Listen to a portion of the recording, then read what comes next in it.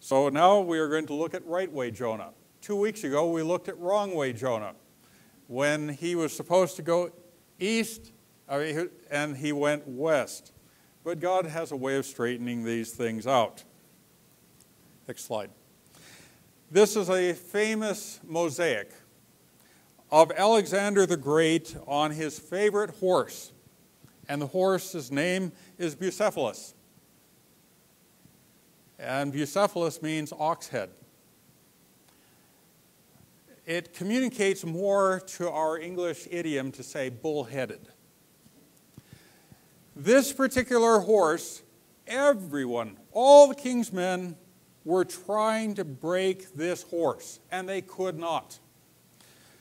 And Alexander was watching, and he was young. He was a young man, and he was watching everybody. All these highly skilled horse trainers absolutely failed in training this horse. They couldn't break it. And Alexander told his father, Philip, I can ride it. His father said, if they can't ride it, you can't ride it either. He said, I can ride it. And he said, if I can't, I'll buy the horse, I'll pay for it with my own money. So finally his father said, okay, give it a try. And to everyone's amazement, Alexander got on the horse and rode it. And he was on the horse for hours, sort of like getting on your motorcycle and going 700 plus miles in a day. But the interesting thing is, Alexander rode toward the sun. And it wasn't until he had gained control of Bucephalus that he turned around, because what he noticed was that as soon as a rider got on, Bucephalus looked down, saw the shadow of the man who was riding his back, and panicked. And so Alexander rode the horse toward the sun, and the horse accepted him, and by the time he turned around, Bucephalus was his. You know, Alexander did some truly amazing things.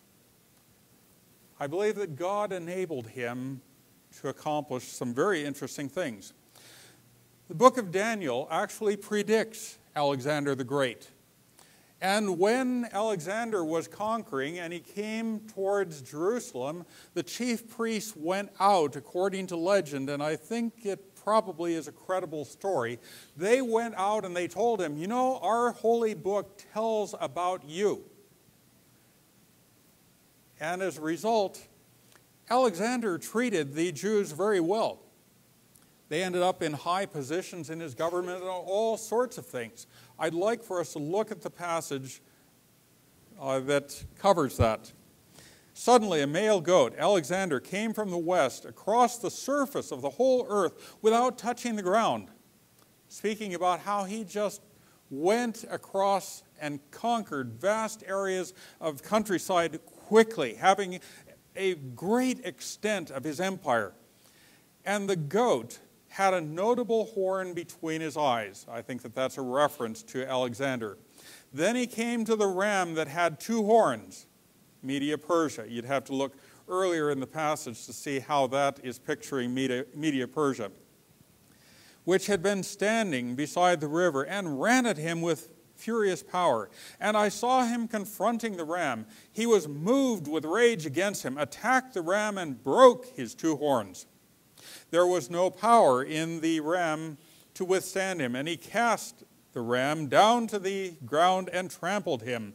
And there was no one that could deliver the ram from his hand. Therefore the male goat grew very great, but when he had become strong, the large horn was broken. And in place of it, four notable ones came up toward the four winds of heaven. When Alexander died prematurely in India, he was replaced by his four generals. Well, then the passage goes on to describe Antiochus Epiphanes, who cursed Israel.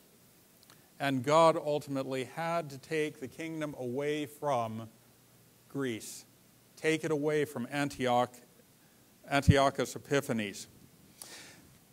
But what we see is God enabled Alexander to conquer great territory. He went from a little province, a little place up in northern Greece, the kingdom of Macedon, and he went on to conquer all of the known world, and then he suddenly died. No more worlds to conquer, and his 4 generals split up his kingdom, and ultimately Greece came to curse Israel. God has announced his foreign policy in Genesis chapter 12, verse 3. Genesis 12:3 says, I will bless those that bless you, Israel, and I will curse him who curses you. And human history is littered with all the nations that have fallen after they have turned against Israel. As we are looking in the book of Jonah, we are looking long before Alexander came to power. We're looking over 300 years before Alexander came to power. And the great world power of that day is Assyria. And the de facto capital, not the actual capital, but the de facto capital of Assyria at the time that Jonah was alive was Nineveh. God sent Jonah in order to make proclamation against Nineveh, against the Assyrian Empire. And there is evidence, and we're going to see some of the evidence today, that shows that Assyria was planning an attack against Israel, against the northern kingdom. But it is premature. It's before the time that iniquity was ripe in the northern kingdom. It's before God wanted Assyria to do this. At a later point in history, in the year 722, God did allow Assyria to overwhelm the northern kingdom, Israel. Let me tell you how Assyria raised revenue. They had an interesting policy. They didn't have an IRS. They had a different way of going about collecting their revenues. They would subjugate a country and make them pay tribute. And the next year, they would go subjugate another country and make them pay tribute. And if anyone stopped paying their annual tribute, then they'd go back and visit that country again. And so at the time of Jonah, things got really bad for Assyria. They really got bad. It became so bad that they were not able to mount one of their tribute collecting raids. They had none for the year at all. And I believe that the place that they had planned to hit was the northern kingdom, Israel. And it's going to turn out that Jonah later on is going to figure out, hey, it's absolutely wonderful that God didn't have to destroy Nineveh or Assyria for coming and attacking Israel when they weren't supposed to. The blessing was Israel's still intact, and God doesn't have to punish Assyria. Okay, let's now start at the beginning in chapter 3, verses 1 and 2. God again commanded Jonah to go to Nineveh to preach judgment against it. Verses 1 and 2. Now the word of the Lord came to Jonah the second time, saying, Arise, go to Nineveh, that great city, and preach to it the message that I tell you. Notice that in God's opinion, this is a great city. God is the speaker, and God calls Nineveh a great city. That's going to have implications later. God regards it as a great city. Notice it says that he has given this message to Jonah the second time, because if we go back to Jonah chapter 1, verse 2, he told him the first time, Arise, go to Nineveh, that great city, and cry against it, for their wickedness has come up before me. So Jonah, this time, obeys. Last time, he tried to go to Tarshish, and the Lord managed to bring him back around to going eastward in obedience to him. Well, in verse 3, we are told, next slide, that Jonah arose and went to Nineveh, according to the word of the Lord. Now Nineveh was an exceedingly great city, a 3-day journey in extent. Please notice, if you're looking at a version like the New King James, it says in extent at the end, but it's in italics. It's not part of the Hebrew text. He says it's a 3-day journey, but he doesn't describe what he means by 3-day journey. Now, as you look at the map, there are a couple of ovals. The one that's northward is Nineveh, and the one in the south is Baghdad. So you get some sort of an idea of the relationship of Baghdad to Nineveh. But the question becomes, what does it mean it is a 3-day journey?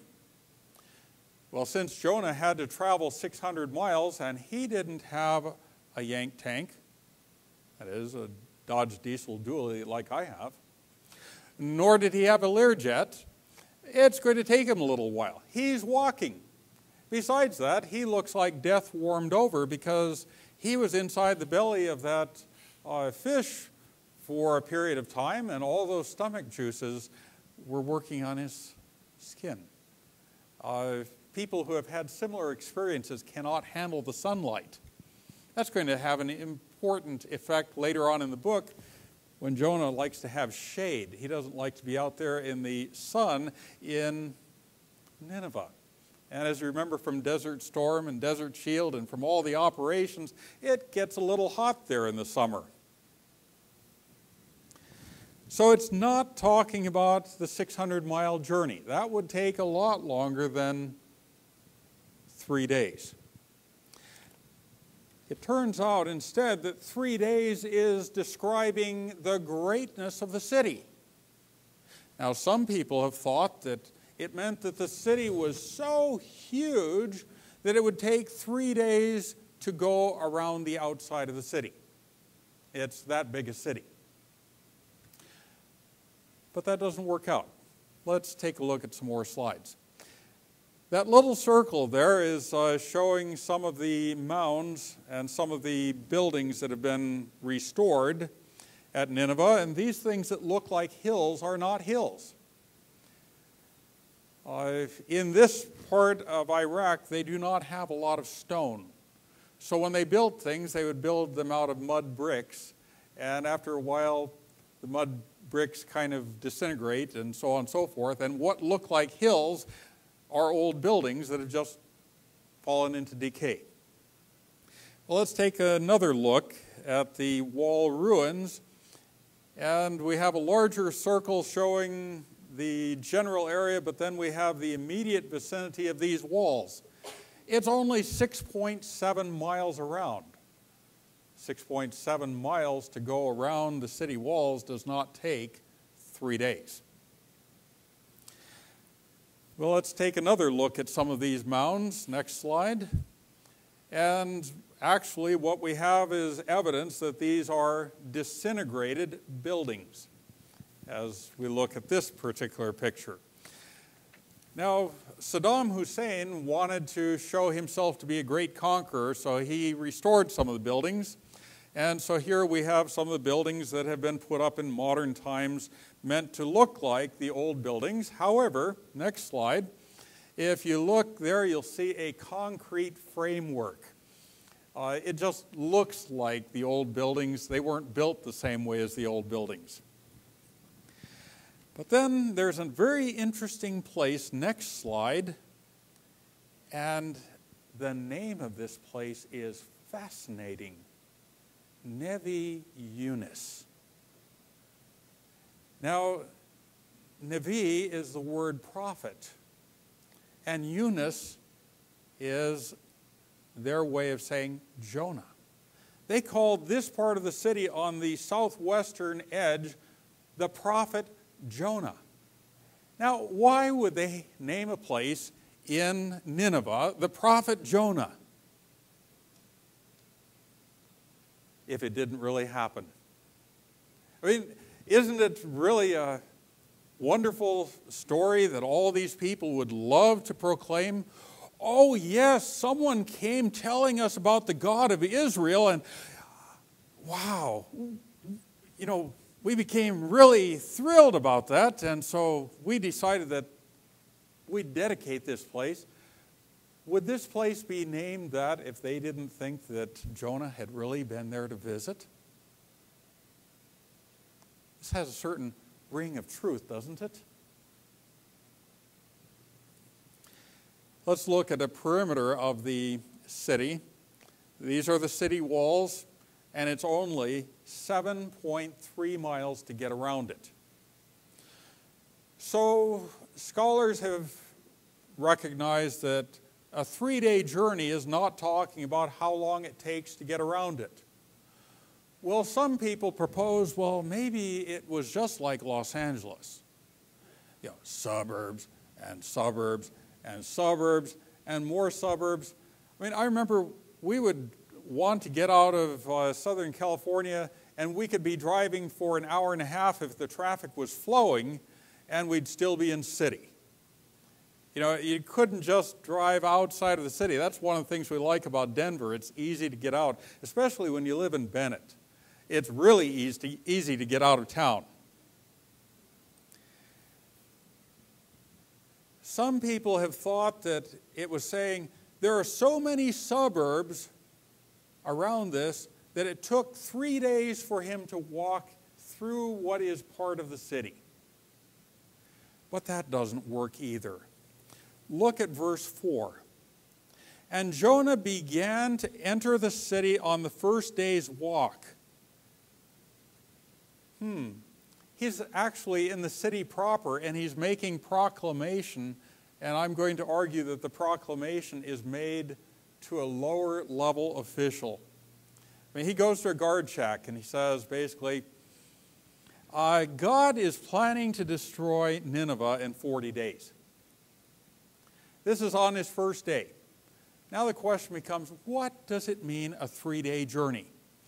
Notice in your notes, I have put a quote from the Word Biblical Commentary on Douglas Stewart's commentary on the book of Jonah. Nineveh was a 3-day visit city, a major diplomatic center of the ancient world, a city where formal protocol was observed by official visitors, whose business could not be accomplished hastily. In other words, you would have one day where you went and announced your business to some official who would then carry it on through official channels, and finally the king would decide whether it was worthy of his time to see you. There would be opening ceremonies, they'd have all sorts of special things, and then eventually you conduct business with the king.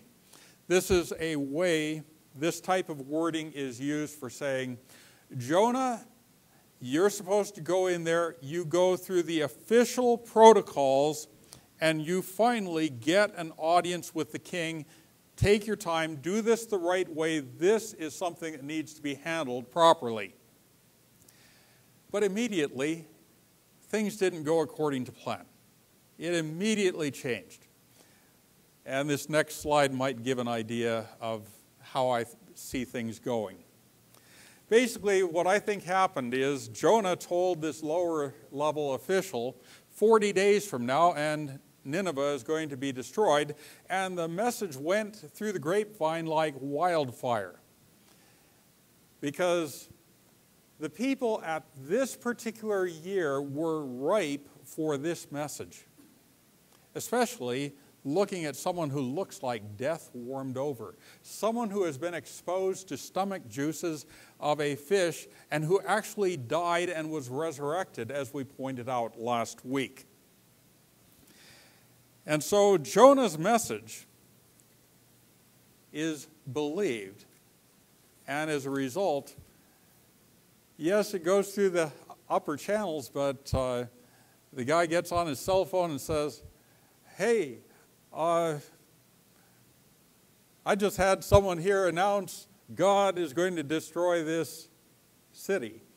And the message just spreads like wildfire. Why would the message of some lone Jewish prophet have such an impact in Nineveh? Glad you asked.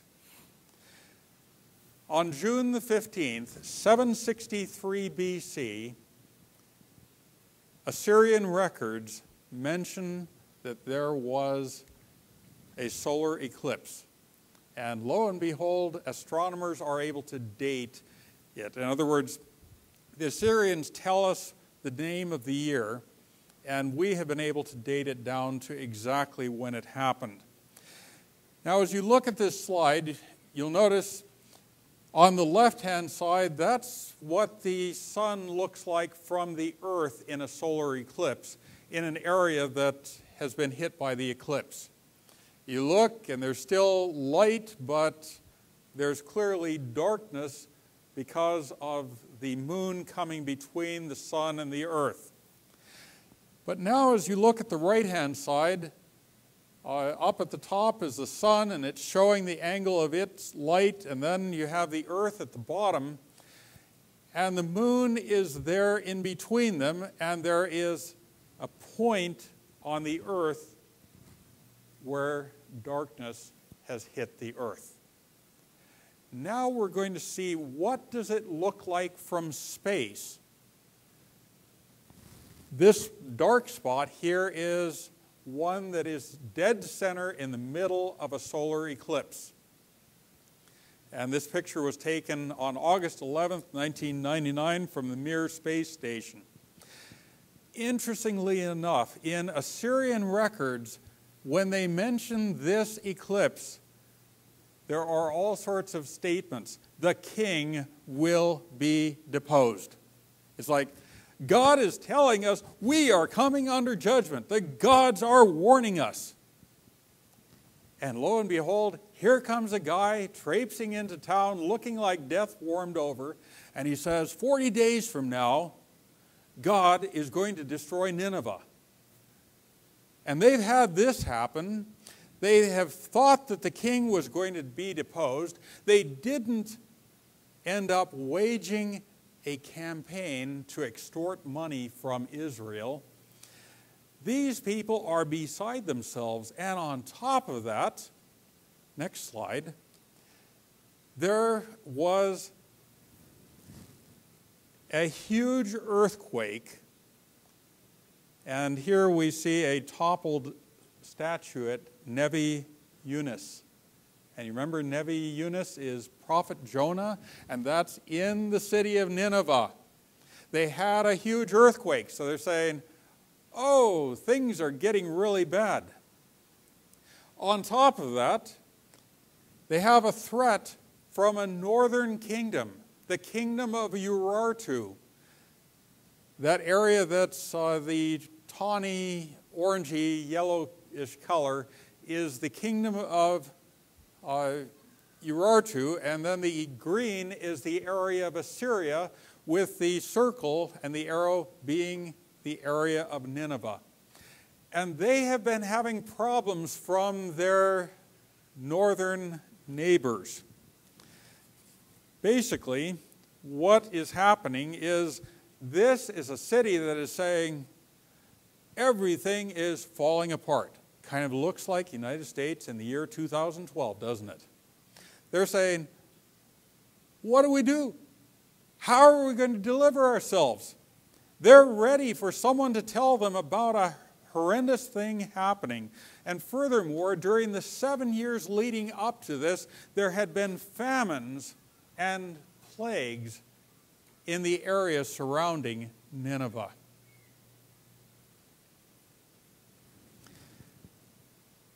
And interestingly enough, the year after all of these events happened, King Ashur-dan moved out of Nineveh, and he went to another place to be his de facto capital.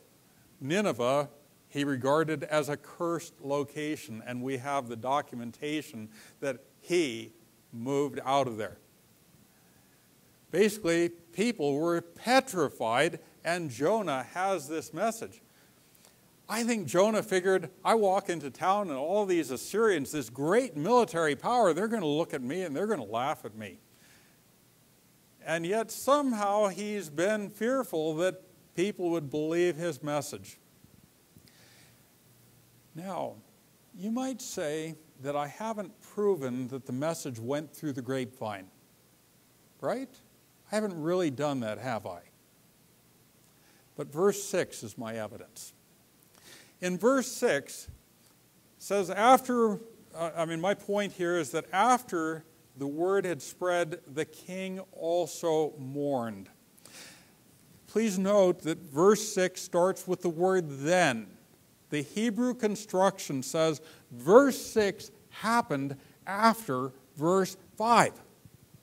So what happened in verse 5? The people, not the king, the people of Nineveh believed God, proclaimed a fast, and put on sackcloth from the greatest to the least of them.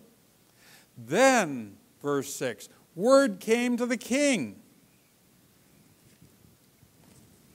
And he arose from his throne, laid aside his robe, covered himself with sackcloth and sat in ashes.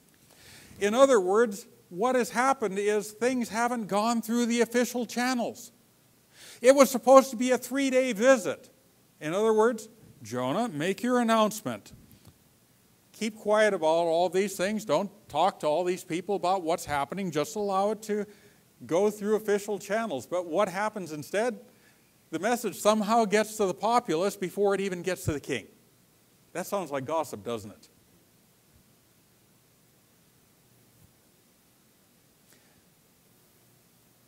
Jonah didn't have to have a big speaker's voice and address thousands and thousands of people. All he had to do was announce it to an official who didn't have zipped lips.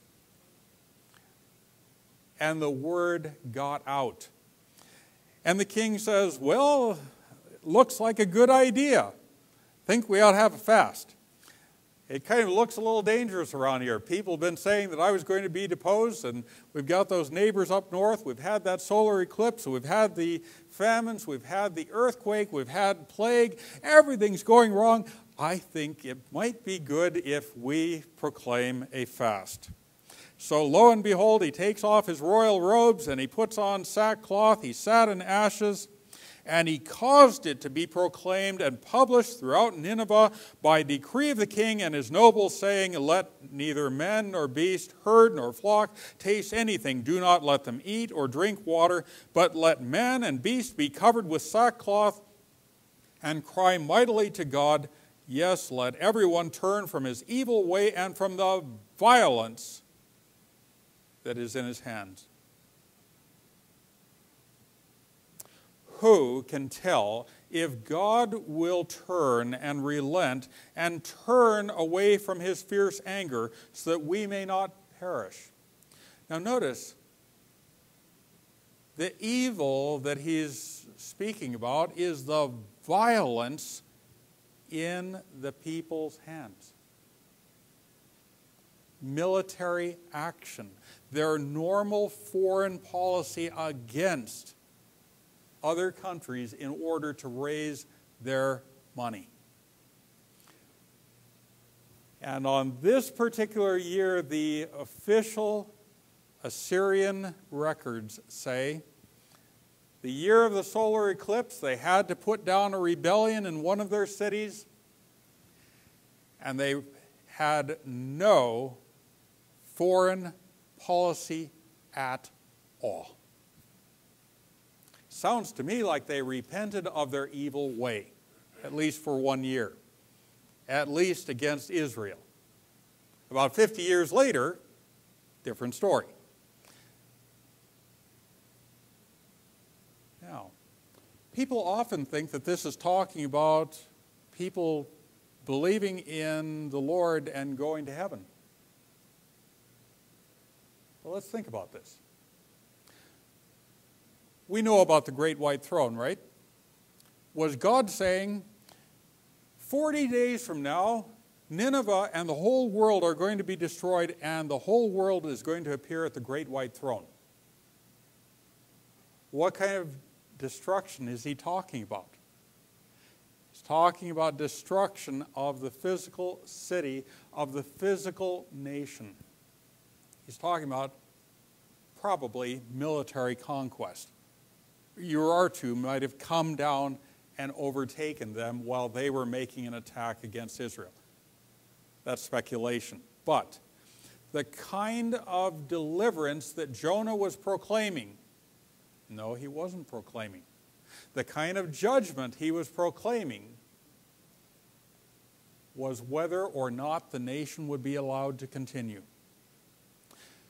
And the kind of deliverance that came about was allowing the nation to continue for another day.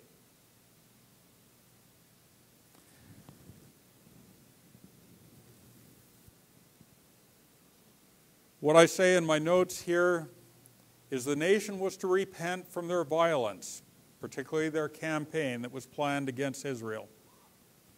In the 7 years before Jonah arrived, God had stopped Assyria's foreign aggression against other nations. They were receptive to a warning against expansionism. Israel seems to have been in their sights. In 744 BC, they resumed the old aggressive foreign policy. 22 years later, they crushed Israel, and it was time. That's when God allowed them to do so.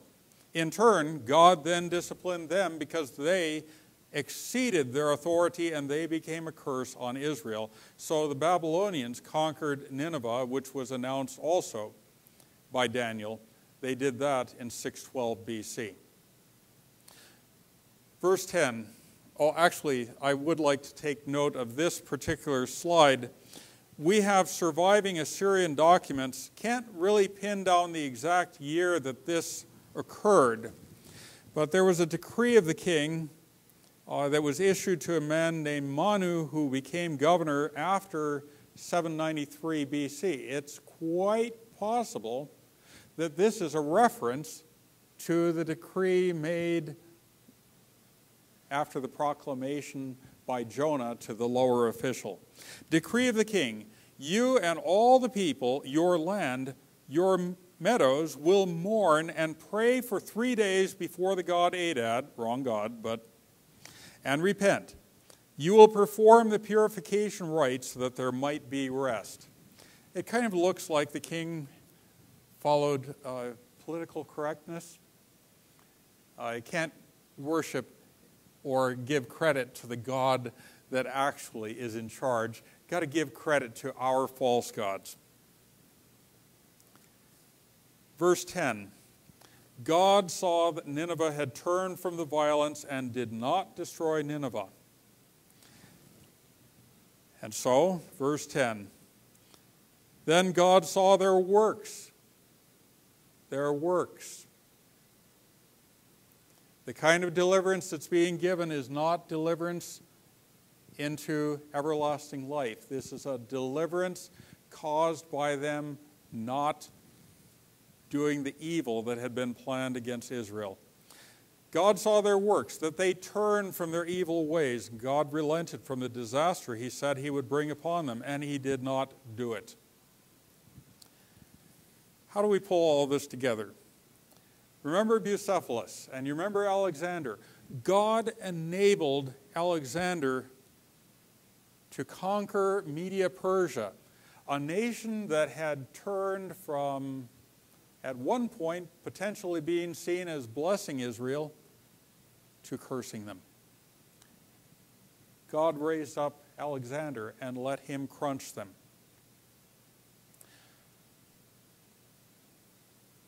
After Alexander came, eventually, Antiochus Epiphanes, and he cursed Israel, and God took the kingdom away from him as well. Rome rose up in the place of Greece, and at first Rome blessed Israel, and they prospered. And then there turned a point where Israel was able rightly to see Rome as their enemy, and God ultimately crushed Rome. We look at American history right now, and we are at a crossroads. Our nation has historically stood up for Israel. But right now, it's becoming politically expedient to say,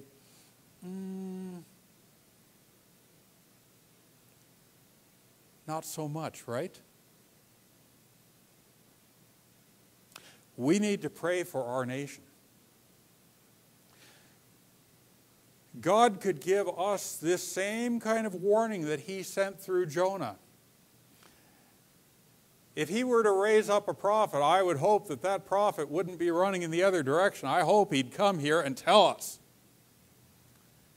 And I hope our nation wakes up and recognizes that God's foreign policy is very much focused upon those who bless Israel, God will bless, but those who curse Israel, he will curse.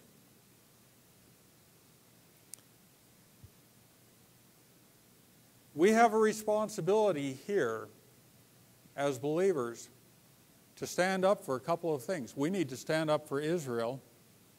We need to stand up for what's right in the United States. And we also, as we saw in the Philippians passage, need to stand up courageously, even if it costs us to stand up for the message of Jesus Christ. Everlasting life is a free gift to any who simply believe him for his promise.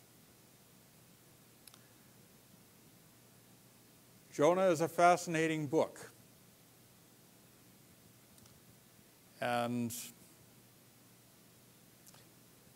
I think we need to take it as seriously as Nineveh needed to take it seriously in Jonah's day. Let's pray.